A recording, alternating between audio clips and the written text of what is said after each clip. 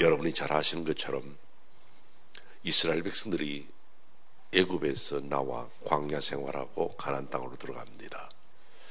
애굽에서 나올 때에는 하나님께서 모세를 통해서 지도하셨고 가나안 땅에 들어갈 때는 여호수아를 통해서 이끄셨습니다. 그런데 여러분들 이 가나안 땅에 들어와서는 하나님이 모세나 여호수아 같은 그런 지도자를 세우지 않습니다. 그냥 가는 거예요.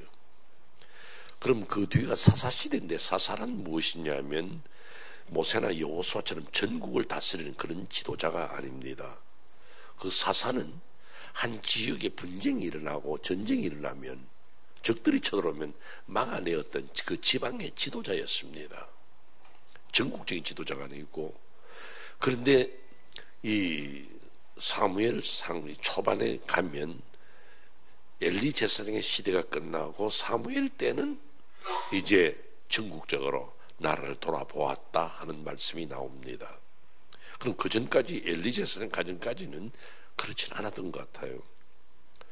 근데 그 엘리 제사장의 가정 또 사무엘 이것이 저희들이 어릴 때부터 성경 말씀 속에서 참 잘 배웠고 많이 배웠고 익히 아는 내용입니다. 저는 오늘 아침에 여러분들 읽으신 사무엘상 7장의 말씀을 드리지만은 실제로는 사무엘상 1장에서부터 말씀을 전한다 생각하시면 됩니다. 이 엘리 제사장 그 가정을 우리가 먼저 생각해 보면 아버지 엘리 제사장입니다. 그 두 아들 홈리와 비나스가 제사장입니다. 그런데 그들이 하나님 앞에 올바르게 살지 못합니다. 제사장의 가정인데 이 성경이 뭐라고 말씀하느냐 하면 그들은 여호와의 제사를 멸시하였더라 그럽니다. 참 무서운 말씀입니다. 제사장인데 불신자가 평신도가 여호와의 제사를 멸시했다 그러면 막 그럴 수도 있다. 이해가 되지만 제사장이에요. 성도들의 제물을 받아서 하나님 앞에 제사를 드리는 제사장, 그들이 하나님의 제사를 멸시하였더라. 이게 큰 문제입니다. 어떻게 그럴 수 있을까? 그들은 하나님의 바쳐야 할 번제물의 고기를 자기들이 먼저 먹고 그들은 성전에 수종드는 사람들과 함께 죄를 짓고 이게 뭡니까? 그러면 아버지 되는 엘리 제사장이 아들들을 불러다가 너희들 제사장 그만두라. 어떻게 하나님 앞에 믿을 수 있느냐? 야단을 쳐야 되는데 야 그 소문 안 좋더라.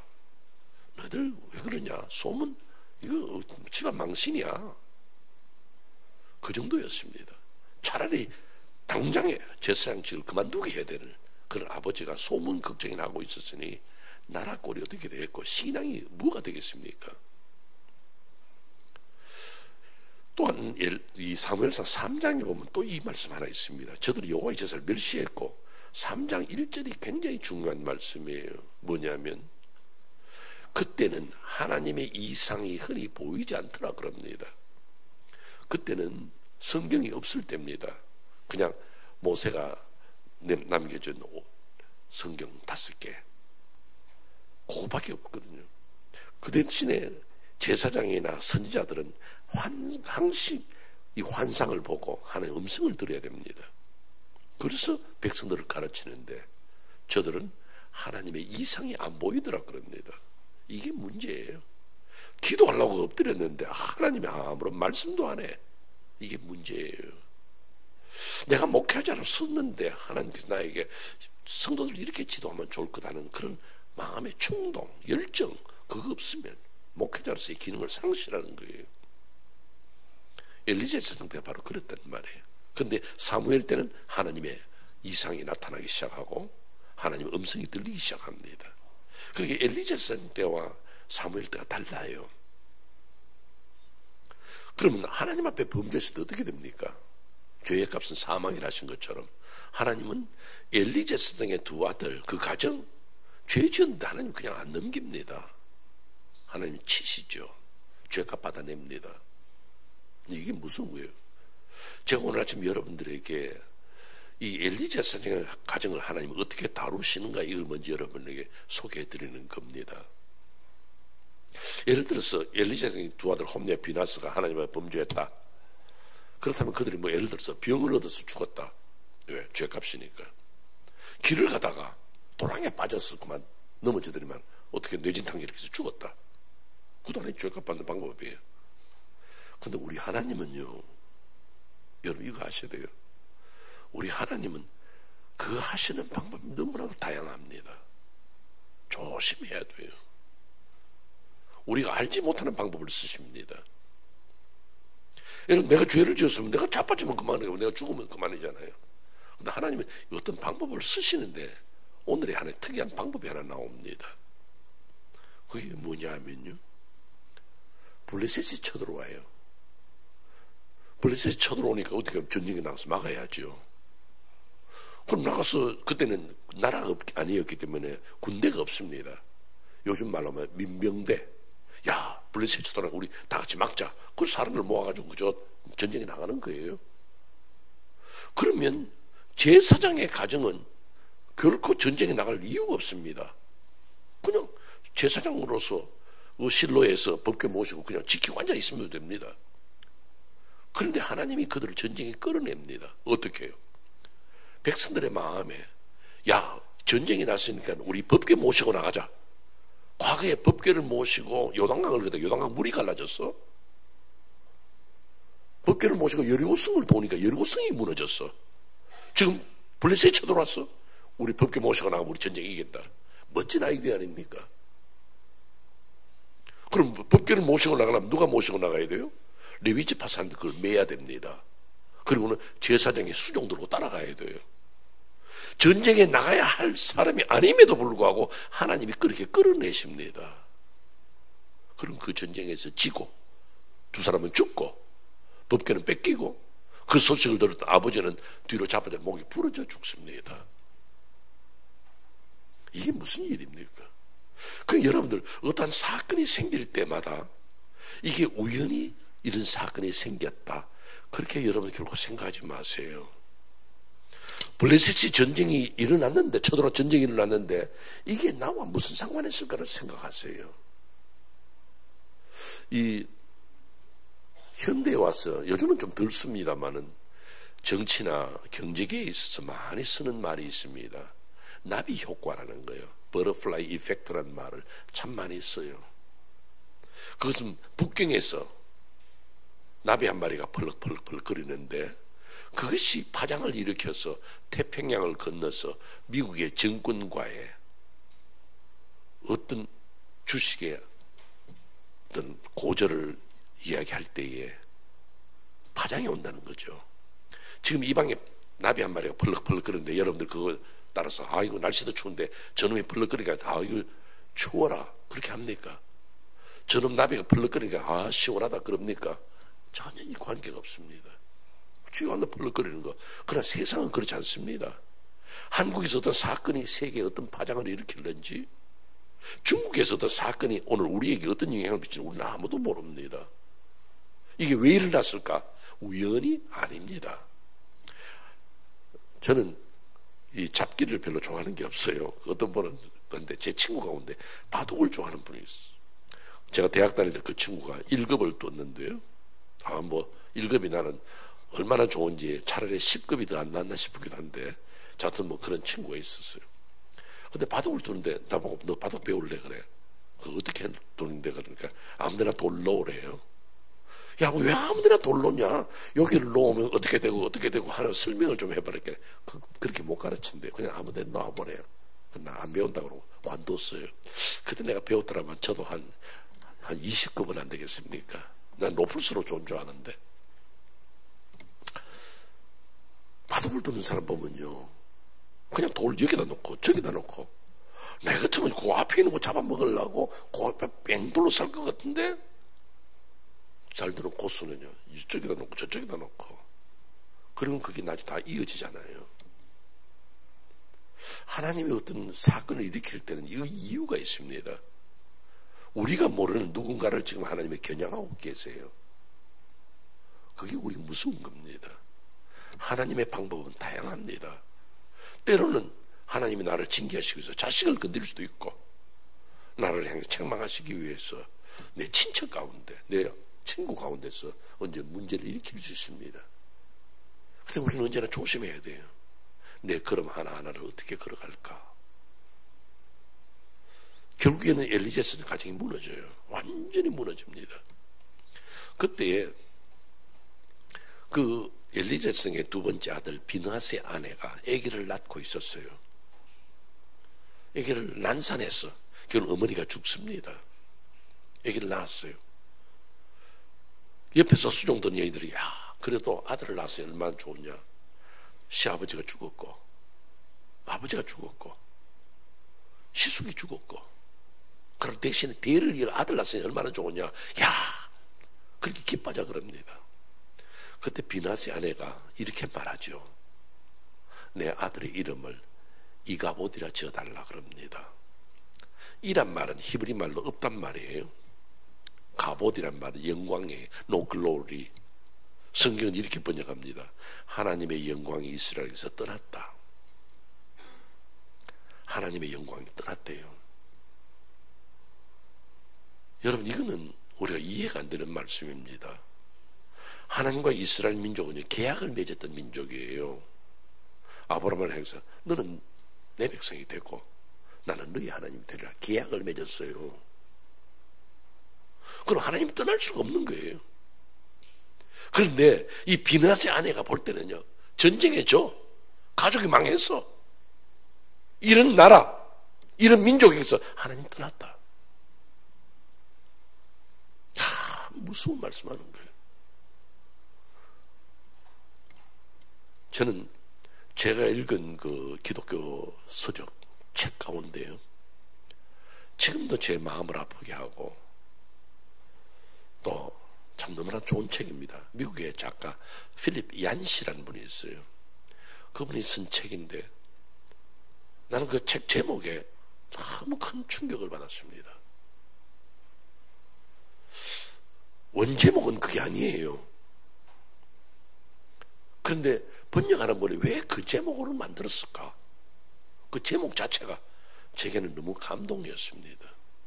원제목이 뭐냐면요, Reaching for the Invisible God이에요. 보이지 않는 하나님을 찾았으라 할까요? 그런데 이분은 책을 뭐라고 번역했느냐면, 내 안에 하나님이 없다.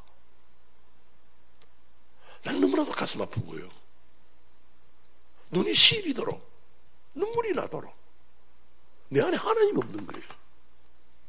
나는 하나님이 늘 계신 줄 알았어. 우리 집에도 계시고 우리 교회도 계시고 우리 민족에도 있는 줄 알았는데 어느 날 찾아보니까 하나님 안 계셔. 얼마나 가슴 아픈 거예요. 우리가 신앙생활 하죠.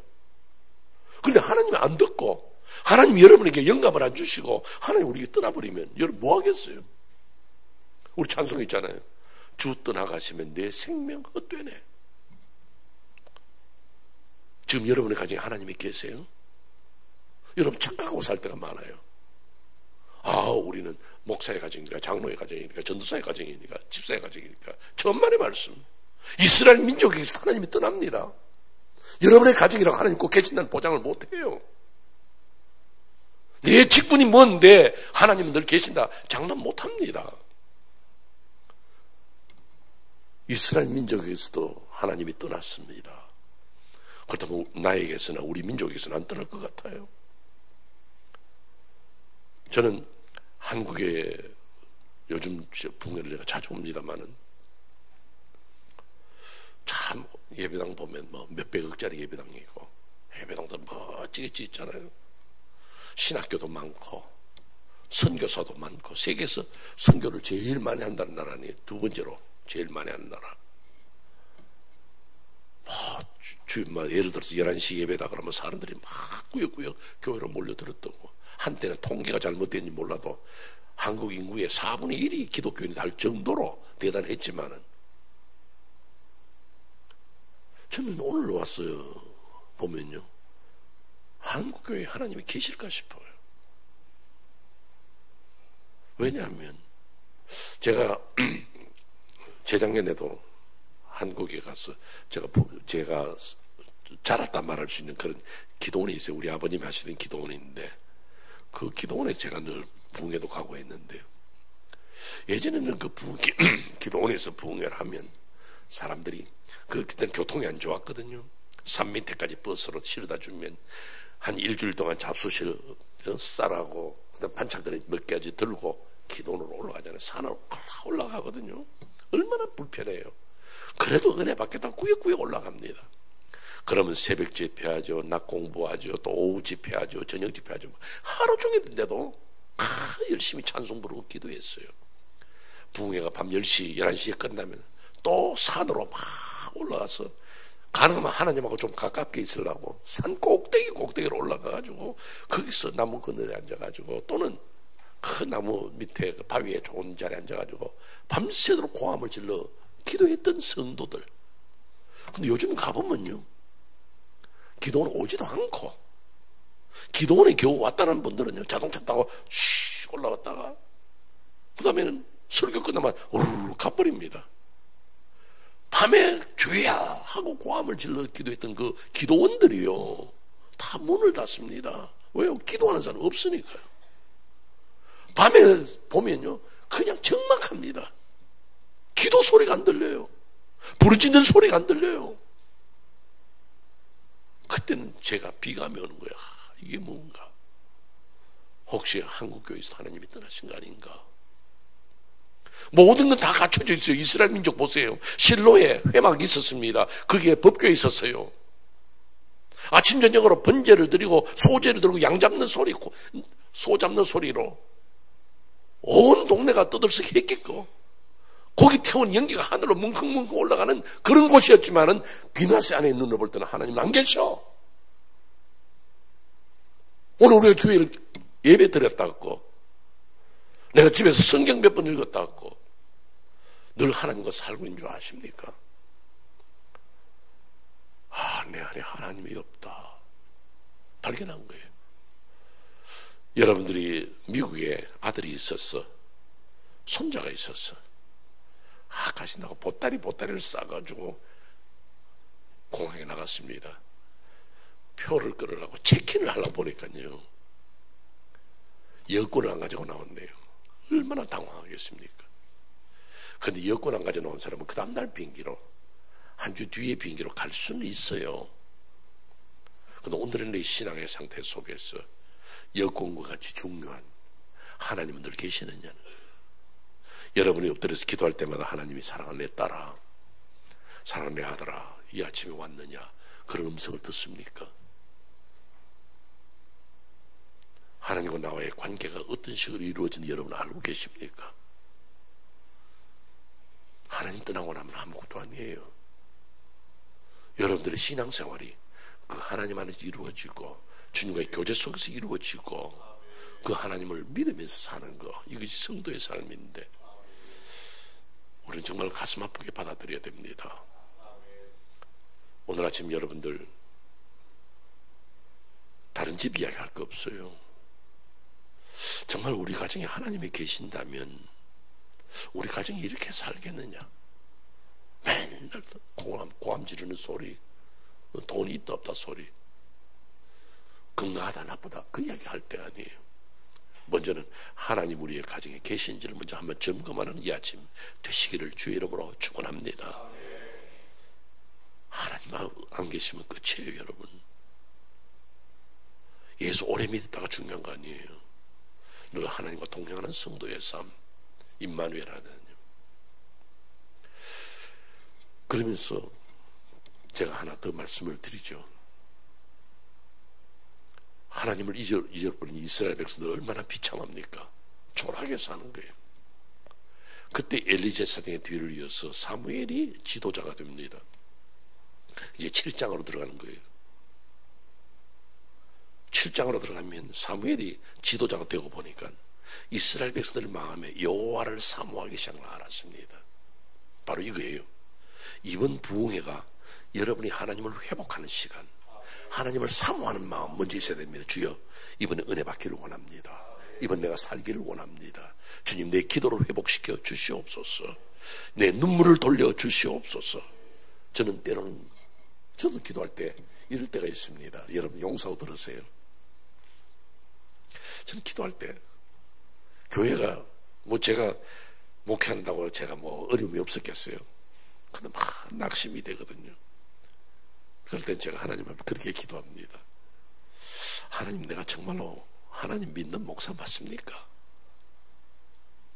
난 내 자신을 물어봐요. 하나님, 내가 진짜 하나님 믿고 있습니까? 근데 왜 내가 이렇게 코가 쑥 빠져 있죠? 내가 왜 고민되죠? 그걸 물어봐요. 그리고 또 하나 내가 기도 제목이 하나 있어요.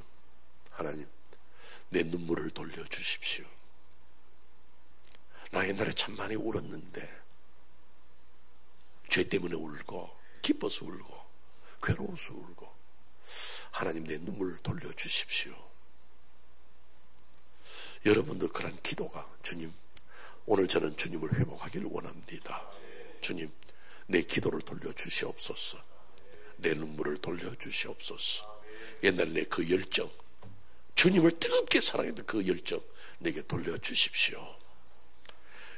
백성들이 여호와를 사모하고 이렇게 할 때에 사무엘이 백성들을 모읍니다. 미스바에. 그것이 미스바의 대부흥운동이에요. 모든 백성을 미스바로 모은 다음에 우리가 여호와께로 돌아가자. 너희들의 죄를 회개하고 이제 여호와께로 돌아가자. 큰 선언합니다. 그렇게 선언할 때에 놀라운 부흥운동이 일어나죠. 그렇다, 우리가 돌아가자 하는데 보세요. 또 전쟁이 일어납니다. 블레셋 사람이 쳐들어와요. 엘리제 사람 때 블레셋이 쳐들어왔습니다. 졌어요. 그러나 이번에는 법궤도 안 모시고 나갔는데 블레셋이 쳐들어왔으나 그 전쟁 이깁니다. 이유는 어디냐? 하나님을 회복했기 때문에. 여러분이 지금까지 실패와 고민과 괴로움 속에 있었다면, 너무너무 아파했다면 하나님만 회복해 보세요. 승리의 길로 갈 줄로 믿으시기를 바랍니다. 승리의 길, 바로 그게 우리에게 달려 있어요. 전쟁에 이겼습니다. 법궤도 없는데, 똑같은 허약한 이스라엘 민족인데 그 전쟁 이깁니다.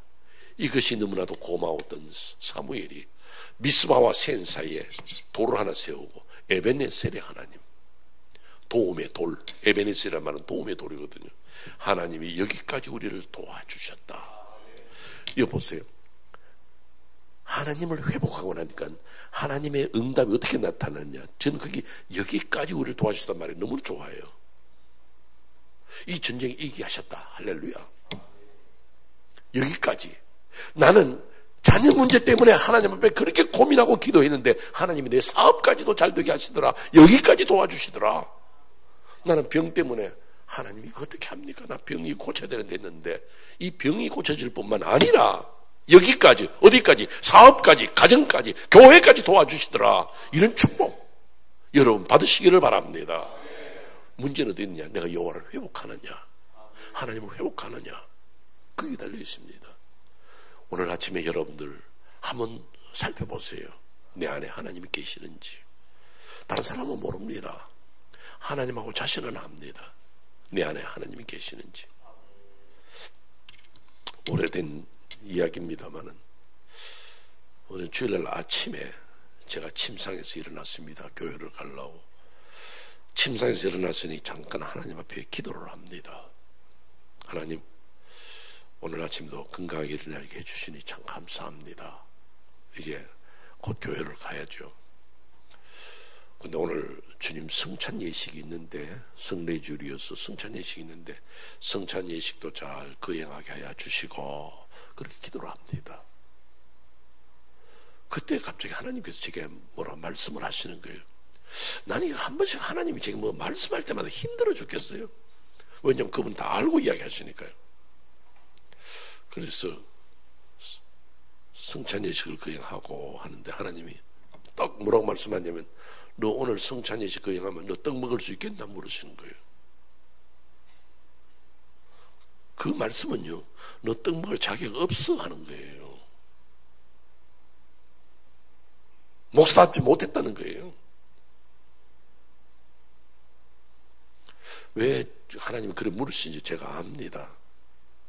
제가 처음에 신학교 들어갔을 때 내 마음에 결정한 게 하나 있습니다. 누구든 신학교 들어갈 때는 무슨 큰 비전을 가지고 뭐 나는 이래 해보겠다는 그런 계획을 가지잖아요. 그런데 어떤 목사님은 자기는 하루에 시편을 읽고 하루를 시작하겠다 그랬거든요. 여러분, 시편이 150편이 얼마나 길어요? 자기 하나님한테 그 약속해놓고 시편 150편을 읽는 동안 얼마나 혼란이 모른대요. 특히 시험 칠 때요. 중간고사, 기말고사 시험 칠 때는 시편은 읽어야 되니까 하나님하고 약속이니까 그렇게 혼이 났는데, 저는 하나님한테 뭐라고 약속을 했냐면, 하나님, 제가 하나님의 교회를 섬기고 전도사로 지나는 동안에 혹시 하나님 앞에 잘못된 일이 있으면, 제가 뭐 신학자는 무슨 큰 죄를 지었겠어요. 그런데 잘못된 일이 있으면 내가 성찬식에 떡을 안 먹겠습니다 약속을 했거든요. 그러다 신학교 3년 동안에 한 몇 번 못 먹은 적이 있어요.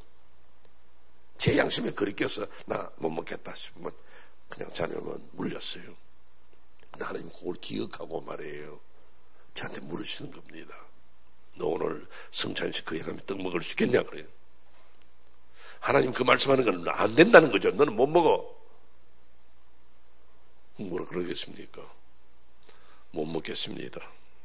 그리고 기도 끝났어요. 교회 와서 예배 드렸습니다. 설교하고 제 2부 성찬식입니다.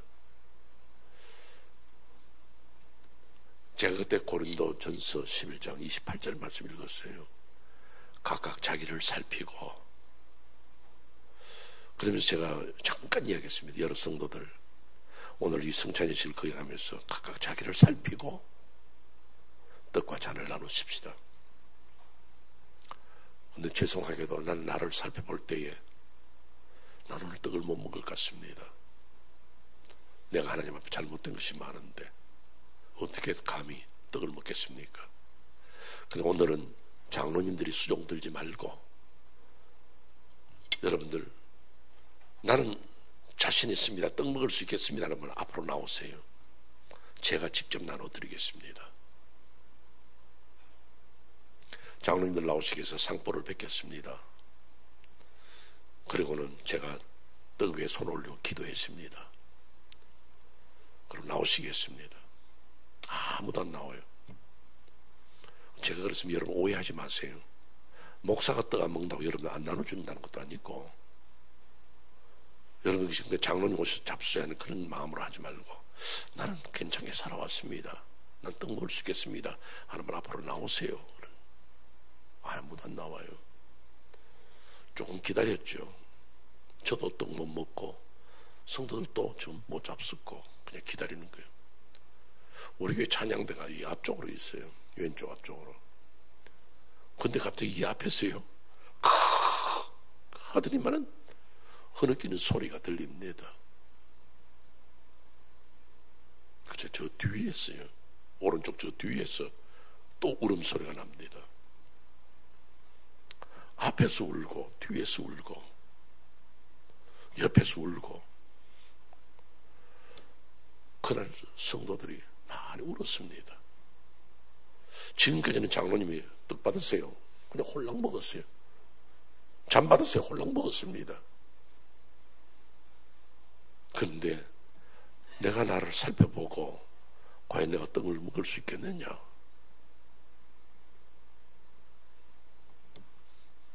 잔을 나누는 시간입니다. 떡을 안 받는데 잔 받겠어요? 그날은 떡 하나 나눠드리지 못하고 잔 하나 나눠드리지 못하고 장로님들도 하셔서 상보를 덮고 성찬식을 끝냈습니다. 그러나 그날은 떡을 받은 이상으로, 잔을 받은 이상으로 큰 은혜를 나누었던 참 그런 추억이 제게 있습니다. 제가 그날 성찬식을 끝내면서 이야기했습니다. 여러분, 다시는 이런 성찬식을 행하지 맙시다. 언제나 성찬의 떡을 자신있게 먹을 수 있는 성도, 자신있게 마실 수 있는 그런 성도가 됩시다 하고 성찬 예식을 끝냈습니다. 왜 제가 이 말씀을 여러분에 드리냐면, 오늘 아침 여러분들 기도할 때에 주님이 옆자리에 앉으셔서 아무개 집사야 이 떡 받아라 그러면 여러분 잡술 수 있겠습니까? 아무개 권사야 잔 받아라, 예, 주님이 주시는 잔인데 그런 걸 마실 수 있겠습니까? 어젯밤에 말씀드렸지만 저는 여러분 모릅니다. 어떤 가정에서 사시는지, 어떤 직업을 가지고 계시는지, 여러분의 형편이 어떤지 저는 모릅니다. 여러분은 여러분 자신이 제일 잘 압니다. 그렇다면 이 새벽에 여러분들 엎드려서 기도하면서 주님의 음성을 들으세요. 나는 어떻게 살아왔는가? 정말 우리가 집사의 가정답게 하나님의 뜻을 이루고 하나님의 명령 안에서 살고 언제나 하나님과 동행하는 성도의 삶을 살고 있는가? 아니면 착각하고 하나님 계시겠거니 그런 신앙생활 하지 말고 온전히 하나님을 찾아내고 여러분들이 하나님을 회복하고 새롭게 설 수 있는 그런 귀한 그리스도인들이 되시기를 주의 이름으로 축원합니다. 기도하겠습니다.